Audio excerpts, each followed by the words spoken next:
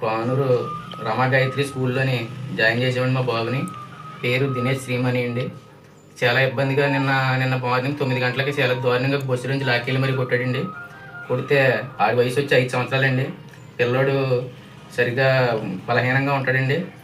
ఆడు బాగా బలవంతుడు కూడా కాదండి. 5 సంవత్సరాలండి. నర్సరీ స్టూడెంట్ అండి. చాలా దారుణంగా కొట్టాడండి పిల్లోడిని. ఆడు రాత్రి నిన్న పొద్దున్న నుంచి అలా ఏమీ తినలేదండి. మేము మా అమ్మగారి ఇంటికి అక్కడికి మళ్ళీ స్కూల్ నుంచి 4 గంటలకు ఇంటికి వచ్చాక మా అమ్మగారి ఇల్లు అడిగితే మా అమ్మగారిని చేతనైన పని చేసుకోమన్నాడండి. అశోక్ అండి పేరు, సార్ పేరు.